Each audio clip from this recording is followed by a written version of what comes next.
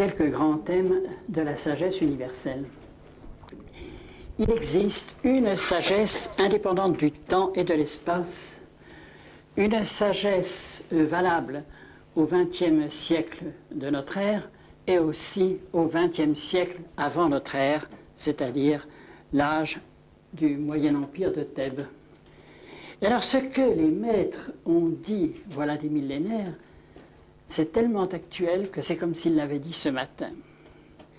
Il existe une sagesse planétaire, une sagesse éternelle, comme il existe une atmosphère, une arithmétique, une géométrie, une forme humaine.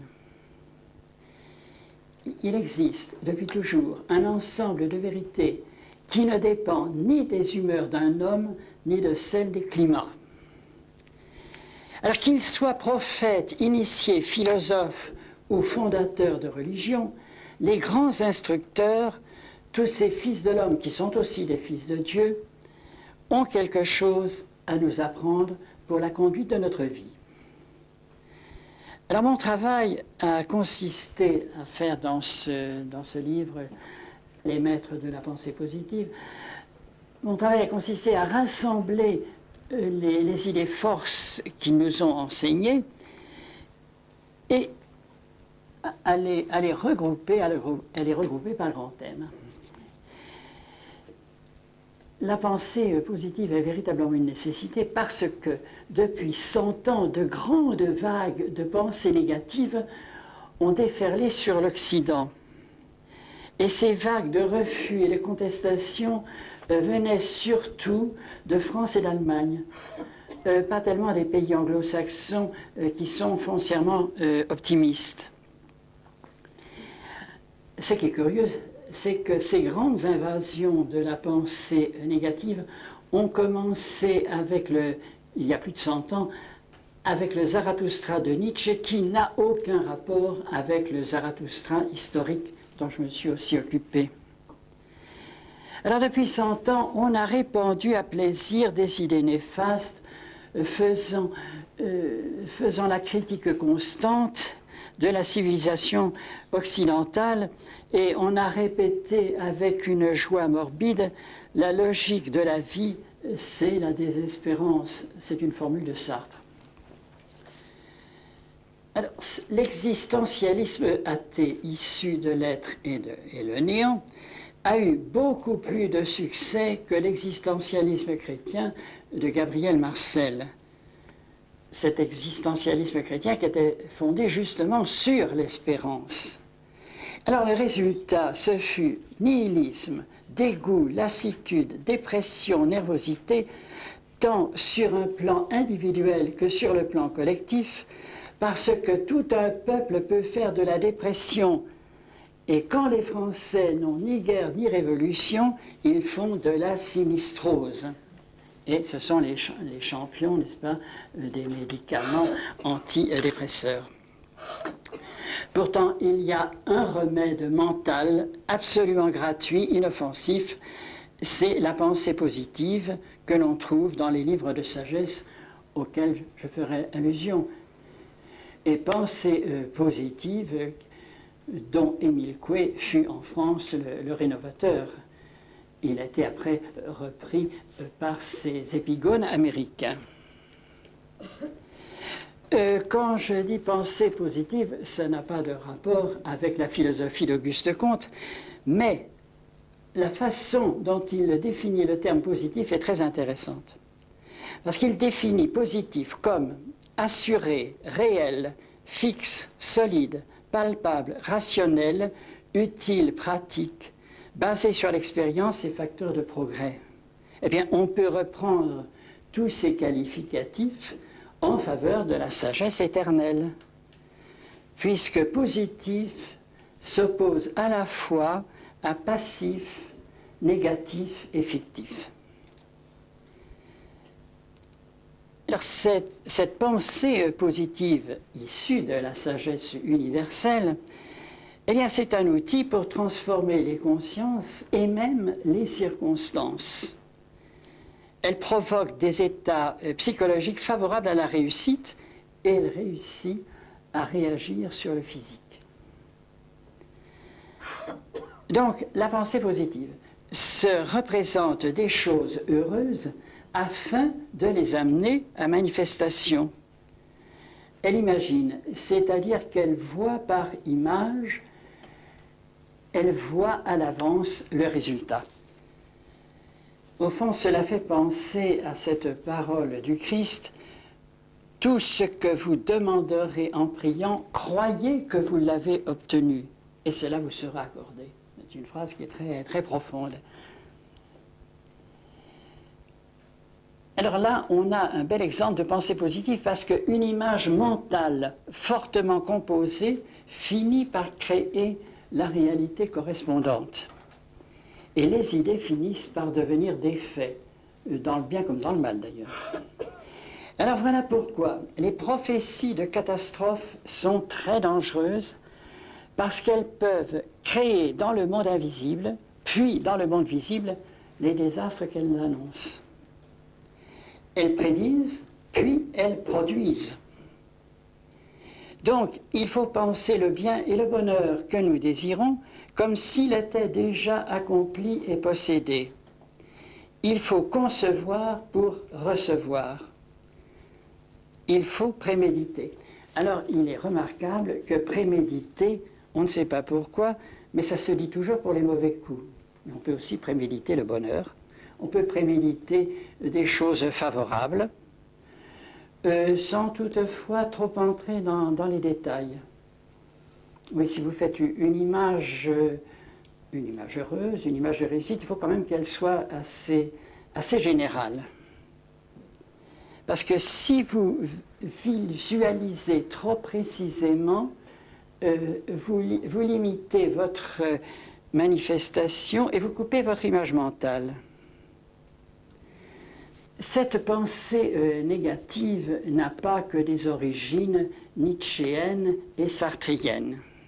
Elle a aussi des origines chrétiennes, ce qui est moins connu.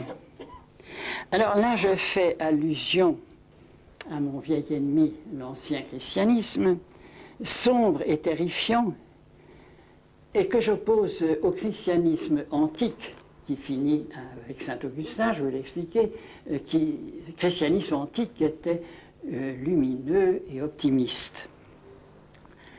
Alors le texte le plus représentatif de ce vieux christianisme, c'est l'imitation de Jésus-Christ, qui alimenta longtemps aussi bien la spiritualité des protestants que la spiritualité des catholiques. Alors voici quelques phrases glanées dans ce livre qui sont des modèles parfaits de ce qu'il ne faut pas faire et de ce qu'il ne faut pas penser. Alors je cite, comment peut-on aimer une vie remplie de tant d'amertume, sujette à tant de maux et de calamités? Comment peut-on appeler vie ce qui engendre tant de douleurs et tant de morts? Plus vous vous disposez à souffrir, plus vous montrez de sagesse. Il faut que vous appreniez à vous mépriser sincèrement si vous voulez triompher de la chair et du sang. Eh bien, se mépriser sincèrement, c'est vraiment le meilleur moyen pour aboutir au suicide. Et vous allez voir combien ce verbe mépriser revient comme un leitmotiv. Alors, c'est l'imitation Jésus-Christ qui continue. Le penchant de l'homme l'incline au mal dès l'enfance. Remarquez que Freud a dit la même chose. L'enfant est un pervers polymorphe. Je repars sur mon imitation. Fils du néant, qu'as-tu à te plaindre, qu'as-tu à te plaindre, pécheur couvert d'ignominie? Qu'as-tu à répondre? Celui qui se connaît à fond n'a que du mépris pour soi-même. Apprends à aimer, à être inconnu, à être estimé moins que rien. L'instruction la plus haute et la plus utile est de se connaître et de se mépriser. L'humble connaissance de notre néant nous conduira plus sûrement à Dieu que la recherche d'une science profonde. Là aussi, c'est le discrédit jeté sur la recherche intellectuelle, n'est-ce pas? Et alors ça continue, je suis le plus vil de tes serviteurs, un vermisseau abject et méprisable. Je suis infiniment plus pauvre et plus digne de mépris que je ne saurais l'exprimer. Ça aussi c'est intéressant, je suis le plus vil, ça c'est l'orgueil inversé. On est quand même le premier, on est le premier dans la fange, mais on est le premier. Où donc la vanité humaine va-t-elle se nicher? Alors, Seigneur, souviens-toi de mon néant, je ne suis rien, je n'ai rien, je ne puis rien. Alors, dans cette destruction systématique du mental humain, l'auteur de l'Imitation rejoint directement Sartre. Et c'est presque le même vocabulaire. Voici ce que dit Sartre. L'homme est l'être par qui le néant advient en ce monde. Alors chez Sartre, comme dans l'Imitation de Jésus-Christ, le mot néant revient comme un leitmotiv. Alors la parole négative, qui est parfois très puissante, détruit ceux auxquels elle s'adresse. Alors pensez par exemple au déferlement haineux des discours de Hitler. Alors là, l'effet boomerang a joué et tout est retombé sur Hitler et sur l'Allemagne en pluie de bombes.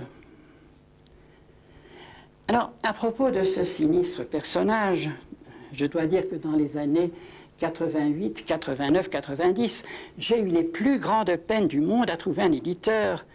On m'objectait, mais ça n'est pas d'actualité, la page est tournée, elle est si peu tournée qu'on assiste à un renouveau du nazisme en Belgique flamande, en Allemagne, en Autriche, en France, avec les historiens révisionnistes, en Espagne et même en Russie. Et puis alors, sans parler de ce qui se passe maintenant chez les Serbes. Bon.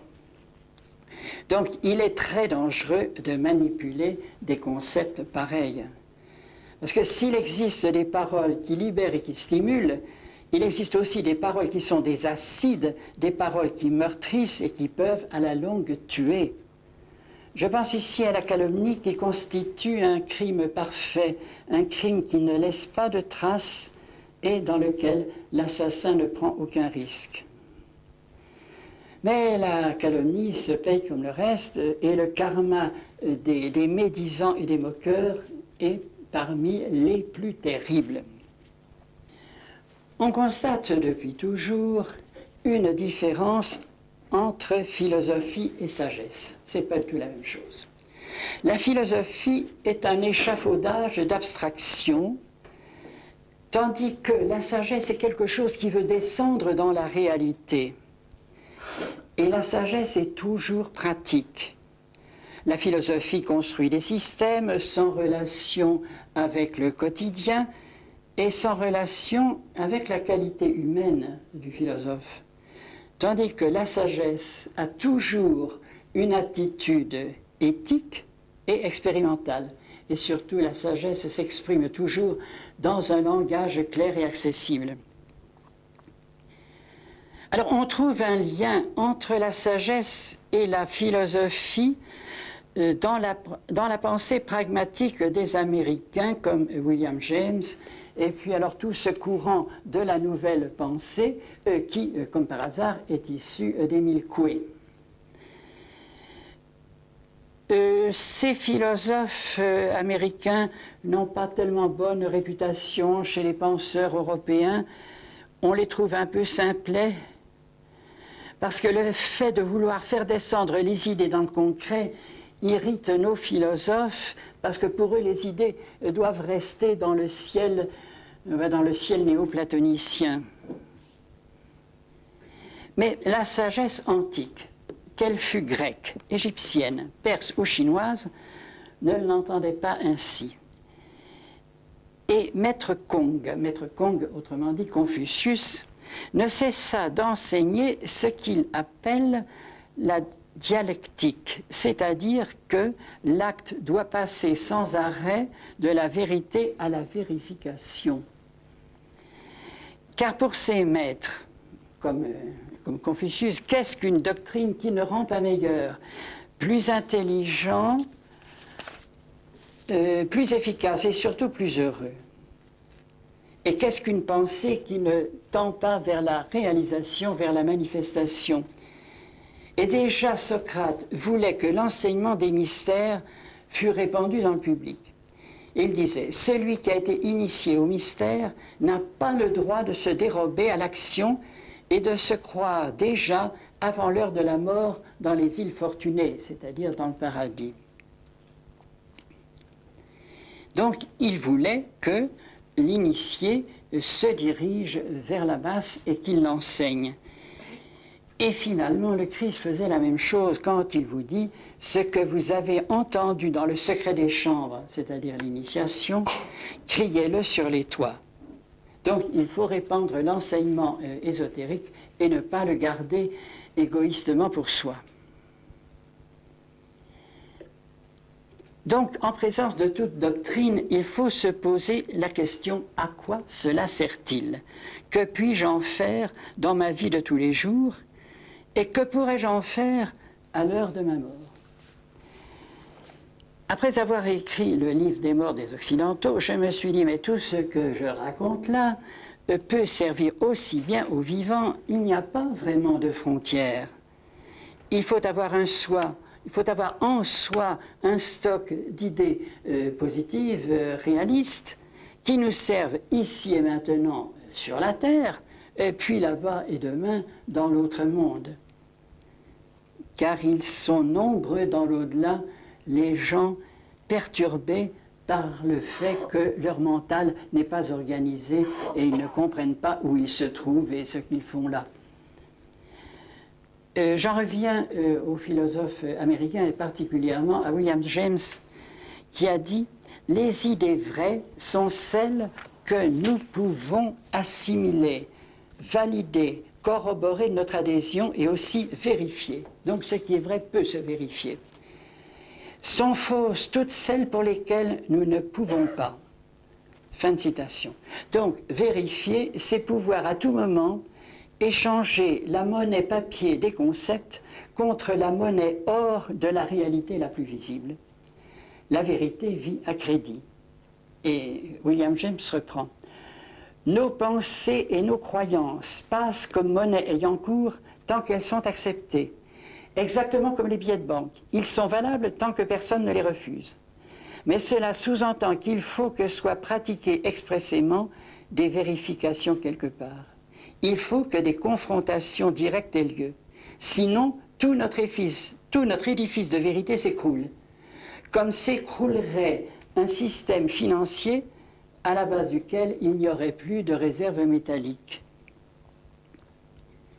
Et bien avant lui, mon cher Confucius recommandait à ses disciples de n'admettre aucune vérité qu'ils n'aient vérifiée par eux-mêmes.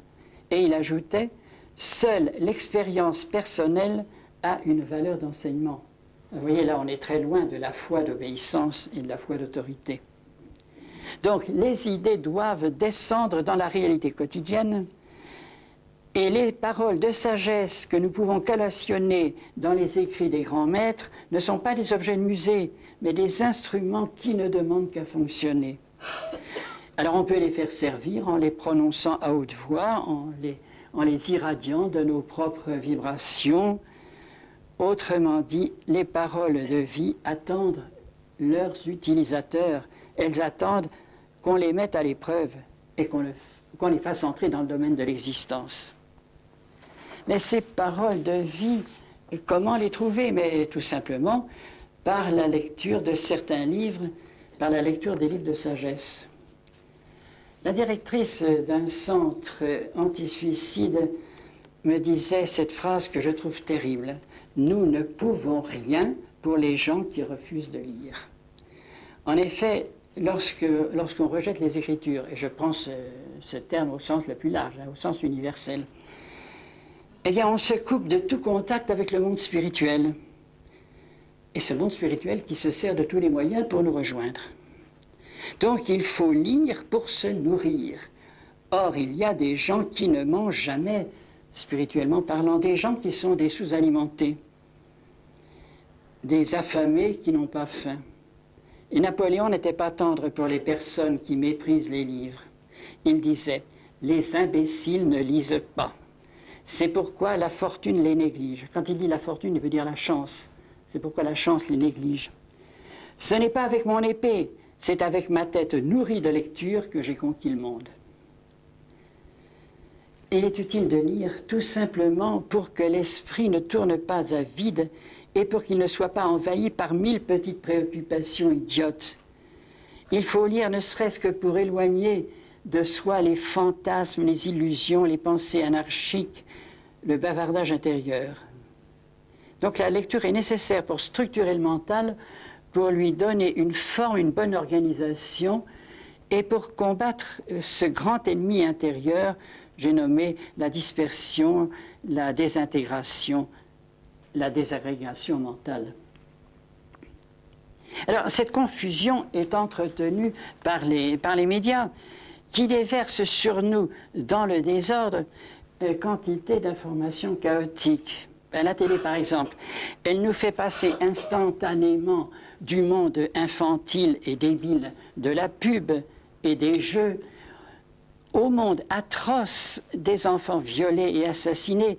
Alors instantanément, on passe des créatures de rêve, des bagnoles de rêve,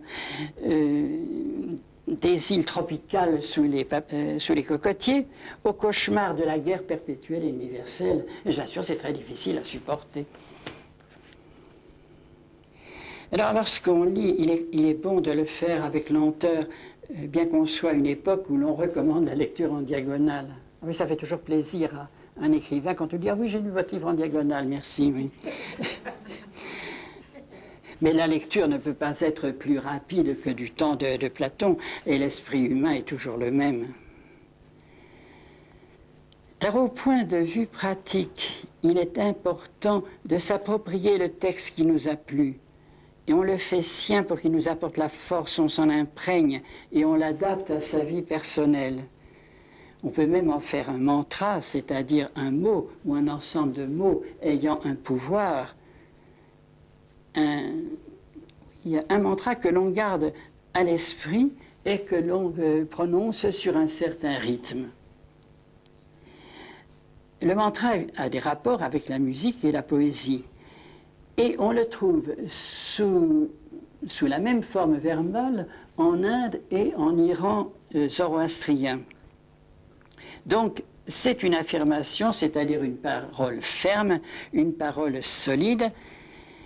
Et comme c'est une formule qui a été consacrée par des siècles de ferveur, elle possède une grande force. Donc on peut dire que le mantra est une parole, pensée, force. Et c'est une vibration puissante. C'est une présence de l'invisible et cela peut être aussi une action sur l'invisible. Donc ces paroles millénaires ont capté des énergies, ce sont des sortes d'accumulateurs et si nous les faisons nôtres un jour, nous les possédons pour toujours.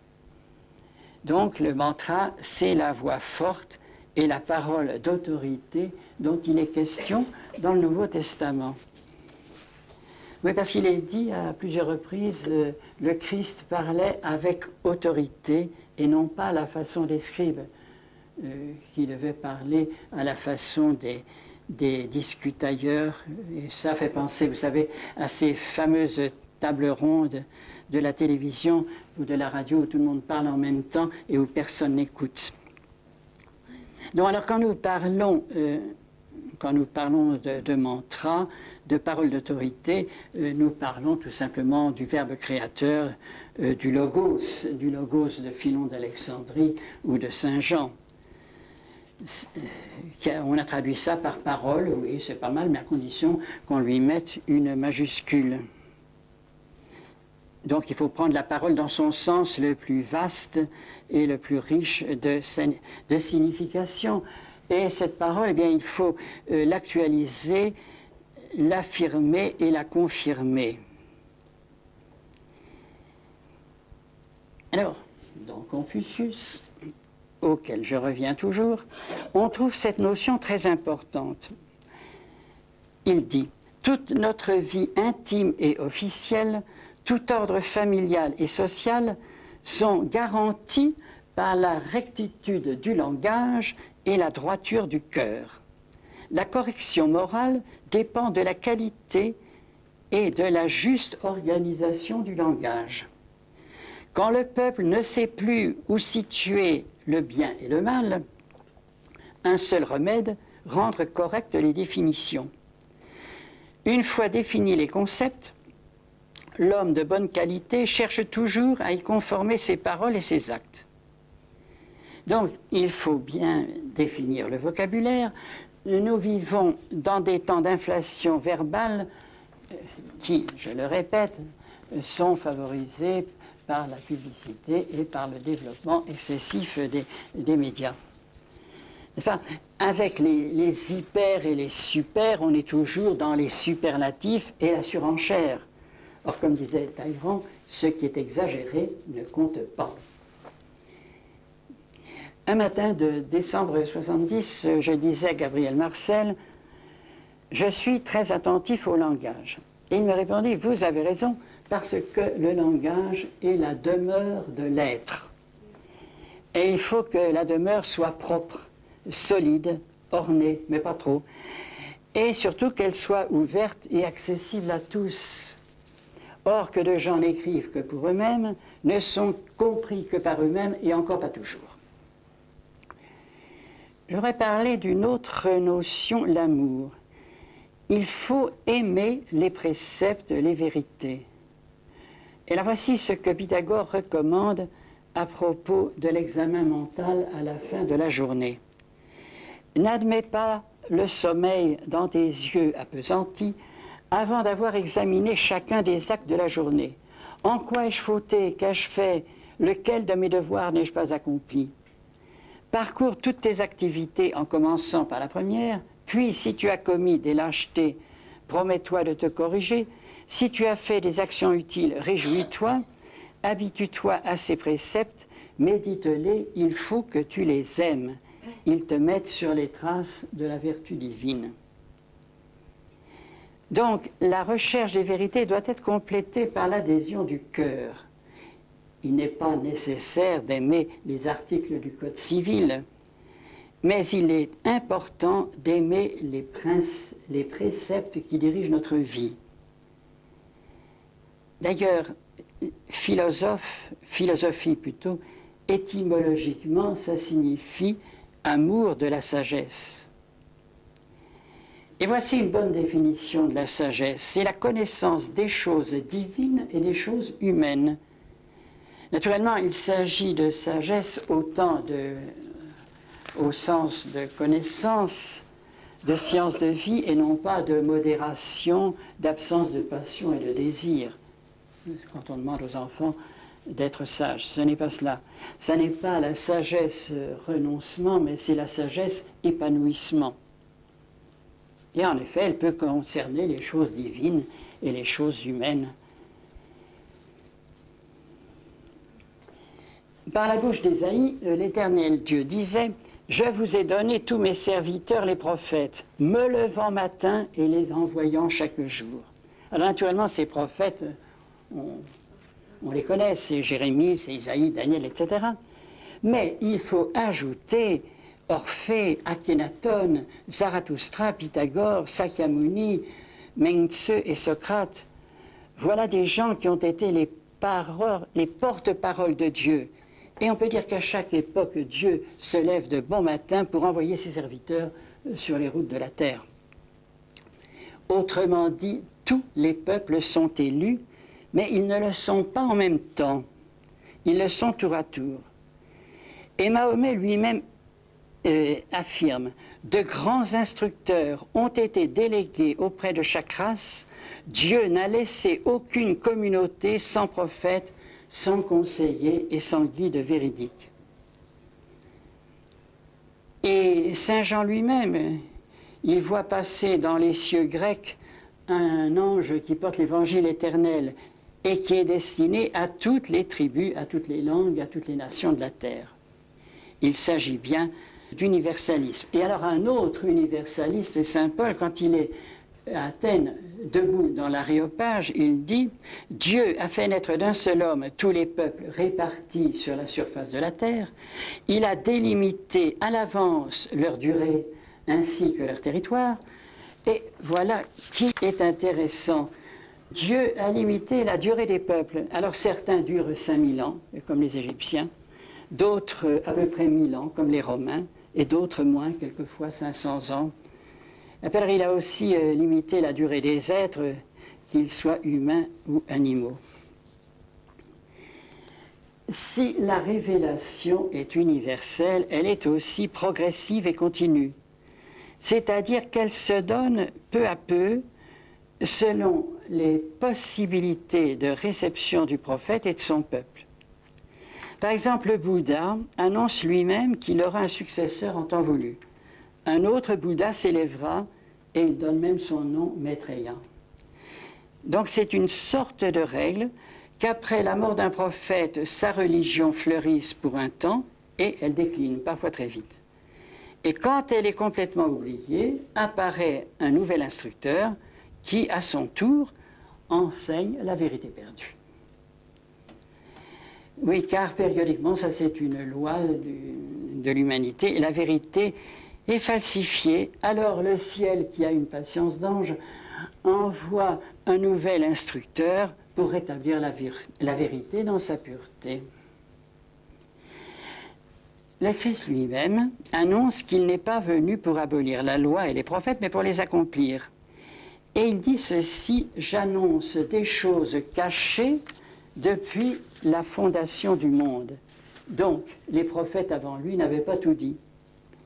Et lui-même n'a pas tout dit, puisqu'il ajoute: j'aurai encore des choses à vous apprendre, mais vous n'êtes pas en état de les supporter. Quand l'Esprit viendra, l'Esprit avec majuscule, il vous conduira dans la vérité totale. Donc on n'y est pas encore. La révélation est continue et continuée. Ça n'est pas un cercle refermé sur lui-même, c'est une spirale ouverte. Mais cette révélation universelle, elle existe aussi en chacun de nous. C'est la révélation instinctive. Il y a en tout homme, qu'il soit néolithique, égyptien, grec, chinois, perse ou contemporain, un certain nombre d'idées que l'on retrouve un peu partout. C'est des idées de base sur Dieu, sur la création, sur la vie après la mort, sur la distinction entre le bien et le mal, avec la nécessité de choisir le bien. Et cela fait partie de ces notions fondamentales qui se révèlent d'elles-mêmes à l'intelligence, et c'est un capital que nous pouvons faire fructifier ou pas. L'Inde pense depuis toujours que la vérité est intérieure. Elle le dit dès les lois de Manu, qui sont les textes les plus anciens. Personne ne nous voit, disent les méchants, mais les dieux les regardent, de même que l'esprit majuscule qui réside en eux. Mais l'esprit qui réside en nous, enchaîne Confucius, c'est le grand ciel. Il appelle ça le grand ciel. Le grand ciel est intelligent et prévoyant. Le ciel est avec nous dans toutes vos actions.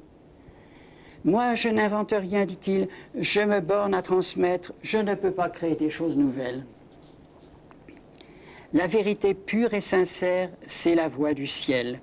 Principe rationnel qui est en nous, vrai en tout, vrai pour tous. C'est une voix qui ne trompe jamais. C'est le fondement de la loi divine. Tout homme possède la noblesse en lui-même, seulement il ne pense pas à la chercher là où elle est. Alors ça fait tout à fait penser à ce que dit le Christ, n'est-ce pas? Le royaume des cieux est au-dedans de vous. C'est une phrase qui est bien connue, mais il faut ajouter quelque chose, car certains chrétiens se sont emparés de ce verset pour nier l'existence de l'au-delà, en disant, oui, il est au-dedans de vous, ce qui signifie il n'est pas au-delà. En réalité, il est à la fois au-dedans et au-delà. Justement, l'évangile de Thomas, pour cela, est plus précis, parce qu'il fait allusion aussi à cette parole. Alors voilà ce que dit l'évangile de Thomas. Si ceux qui vous entraînent vous disent, voici, le royaume est dans le ciel, alors les oiseaux du ciel y seront avant vous. S'ils vous disent, il est dans la mer, les poissons y seront avant vous. Mais le royaume est au-dedans de vous et il est au-dehors. Donc le royaume est en effet au-dedans et au-dehors, allusion à l'au-delà. Il est indéniable que l'Occident, de Socrate à Jésus et de Saint Augustin à Einstein, a compris que la vérité est intérieure. Et Einstein dit ceci: la voix de Dieu émane du dedans de nous. En moi, quelque chose me dit ce que chaque jour je dois accomplir. Et l'Inde enseigne exactement la même chose. Le bienheureux Seigneur, dans la Bhagavad Gita, dit ceci: un petit nombre me cherche, un nombre encore plus petit me trouve, car ils sont nombreux ceux qui me cherchent sans persévérance, mais celui qui me cherchera d'un cœur résolu, celui-là sûrement me trouvera au plus profond de lui-même. Et Vivekananda, à la fin du siècle dernier, constatait que la connaissance est dans l'esprit humain comme le feu dans le silex. Et je voudrais ajouter comme la statue est dans le marbre. Tout cela est en puissance, mais en puissance seulement toute âme est divine. Et notre but est d'amener à manifestation le divin qui est en nous. Alors cette sagesse planétaire a reçu divers noms. Elle s'appelle intelligence spirituelle. En général, on s'imagine que la religion est une affaire de foi, mais c'est aussi une affaire d'intelligence. La sagesse s'appelle aussi pensée juste, discernement, droite raison. Suivez toujours cette droite raison qui réside en un juste milieu en toutes choses. Et c'est le poète persan Saadi qui dit cela dans son Jardin des roses. Alors il continue: l'excès de sévérité engendre la haine. Ça, c'est le problème de la dictature. Mais il condamne aussi l'indulgence qui détruit l'autorité. Ça, c'est le problème de la démocratie. Et il conclut: sachez garder le milieu et vous ne serez exposés ni au mépris ni aux outrages. Il s'agit d'imiter le chirurgien qui applique sur la blessure soit le fer rouge, soit le baume. Donc la sagesse doit avoir ces deux aspects, le fer rouge et le baume. Alors cette voie droite, cette voie du milieu, c'est aussi la voie facile. Ce n'est pas l'acrobatie. Donc l'attitude de la sagesse, c'est la souplesse, c'est l'effort sans tension ni raideur. Il n'est pas difficile, écrit Swedenborg, de mener la vie qui conduit au ciel. Et le Christ avait dit: chargez-vous de mon joug et mettez-vous à mon école, car mon joug est facile et mon fardeau léger.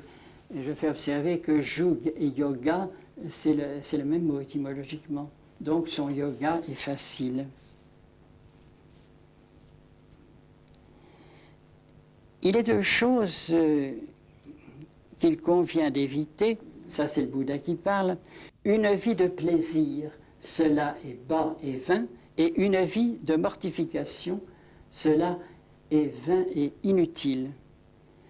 Et la Bhagavad Gita condamne elle aussi ceux qui en font trop.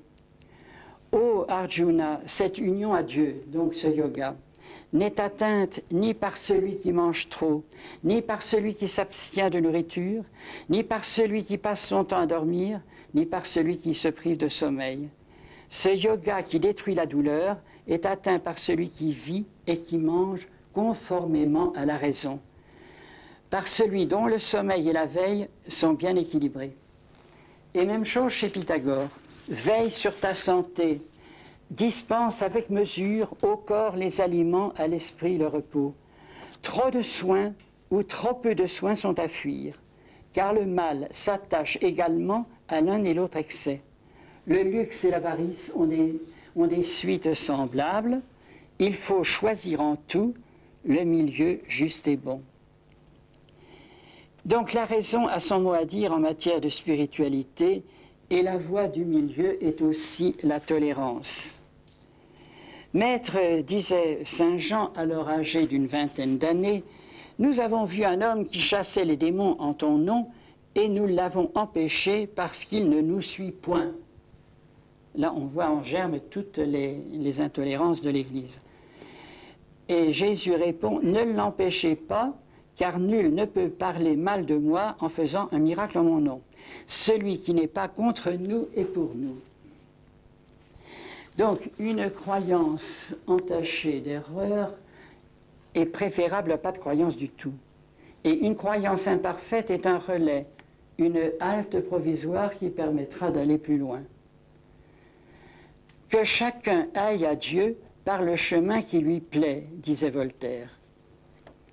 Et Mahomet, qui était beaucoup plus large et tolérant que les islamistes d'aujourd'hui, disait « Il y a autant de chemins vers Dieu que d'âmes ». Donc les chemins vers Dieu sont multiples.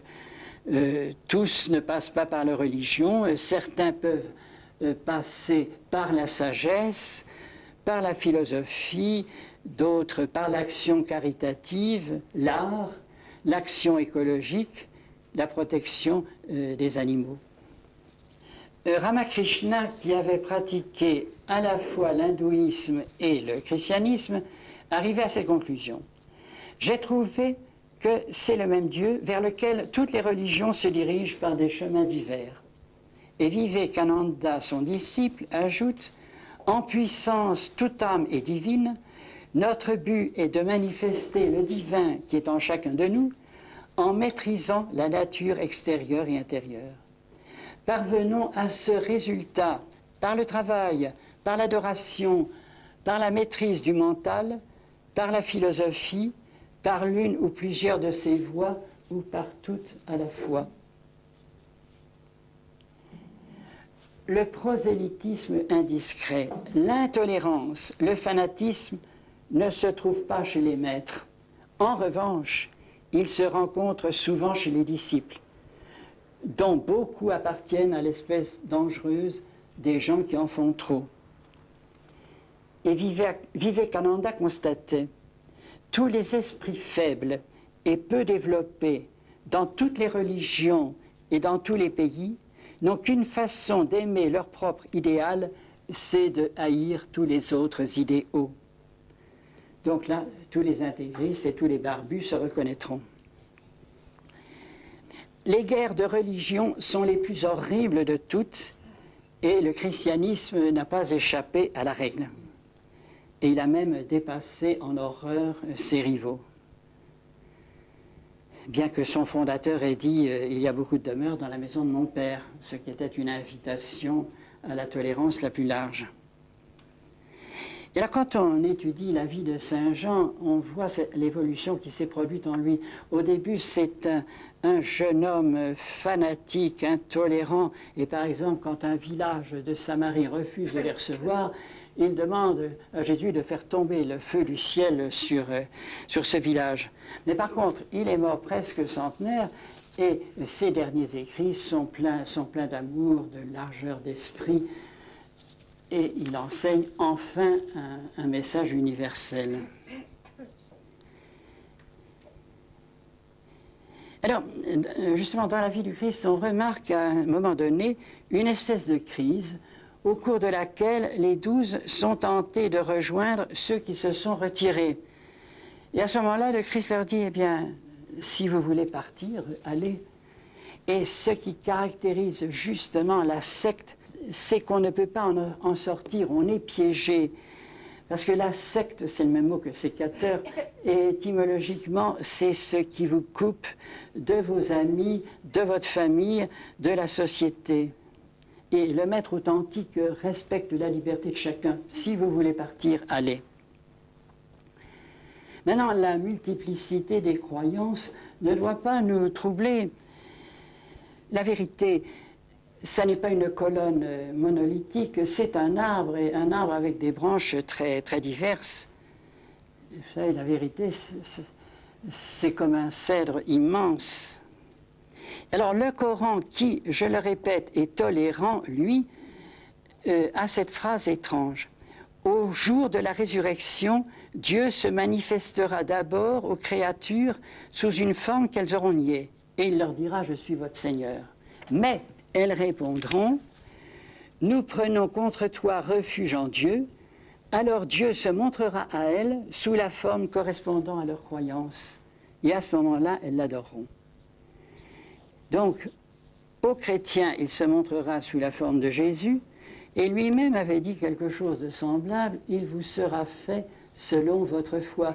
Et ça, c'est beaucoup plus valable dans l'autre monde que dans celui-ci, dans l'autre monde où l'on voit les choses dans lesquelles on a cru. Alors il est remarquable que les concepteurs optimistes du monde aient toujours travaillé dans les pays secs, dans des pays de soleil et de ciel pur, alors que, au contraire, les philosophes de la sinistrose ont toujours élucubré dans des lieux clos, dans des cafés enfumés, dans ces caves existentialistes qui étaient de véritables chambres à gaz. Les premiers, ce sont les hommes de lumière. Ils sont toujours de plein pied avec la réalité, avec la terre et les travaux agricoles. Vous savez, la pensée positive a ses lettres de noblesse jusque dans la Bible. Par exemple, dans l'Ancien Testament, au livre de Joël, on trouve ceci, « Que le faible dise « Je suis fort ». Donc le prophète Joël est l'ancêtre des Milkoué. Un autre passage aussi qui fait allusion à la pensée positive, le Fils de Dieu, c'est oui qui était en lui. Et dans l'Apocalypse, il est question du caillou blanc qui est donné à celui qui vaincra. Or, dans l'Antiquité, mettre dans l'urne un caillou blanc, c'était voter oui, toujours le même symbolisme. Naturellement, la sagesse enseigne la juste attitude envers le corps. On a le devoir de veiller sur son être physique, de bien le nourrir, de lui laisser le repos nécessaire et de bien le traiter. Et Vivekananda compare notre corps à la barque qui nous portera jusqu'à l'autre rive de l'océan de la vie. Il faut le ménager, il faut en prendre soin.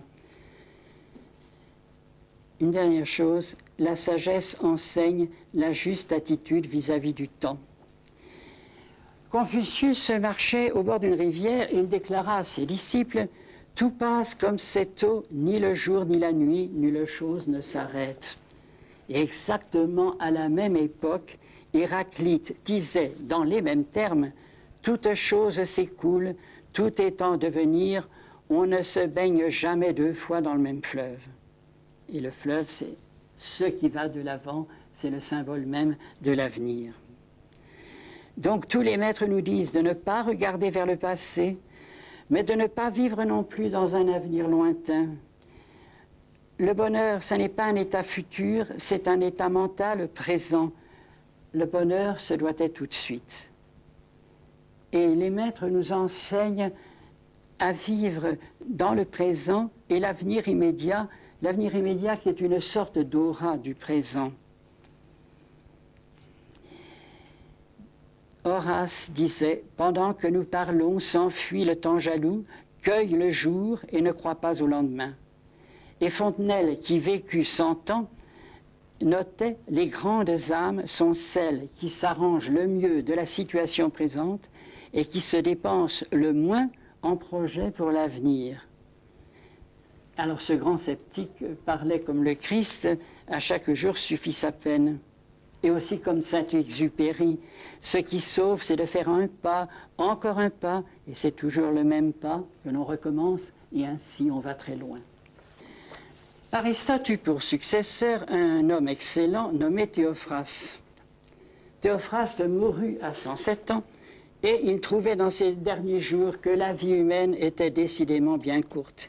Et il s'affligeait de devoir quitter prématurément ce monde, car, disait-il, je fais maintenant mes premiers pas dans la voie de la sagesse. Et de même Renoir très âgé, constatait avec satisfaction et modestie « Ah, mais je fais encore des progrès !» Théophraste enseignait comme premier principe le respect du temps. C'est la seule chose, disait-il, qu'on ne puisse pas recouvrer lorsqu'on l'a perdu. Cependant, il n'est pas de richesse que le vulgaire méprise autant. Eh bien, ça n'a pas changé depuis son époque. Quantité de gens se feront un scrupule de perdre quelques francs et n'hésite pas à perdre quelques jours, voire quelques années, en des activités idiotes.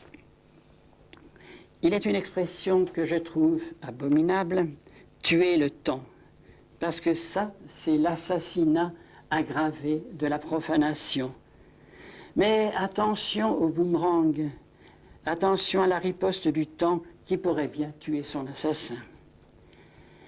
La sagesse universelle a toujours reconnu la dignité et la sainteté du temps qui nous est imparti. Et les maîtres disent « Hâte-toi de bien vivre et songe que chaque jour est une vie ». Honorer le temps, c'est honorer Dieu. Honorer le temps, c'est déjà pratiquer la sagesse.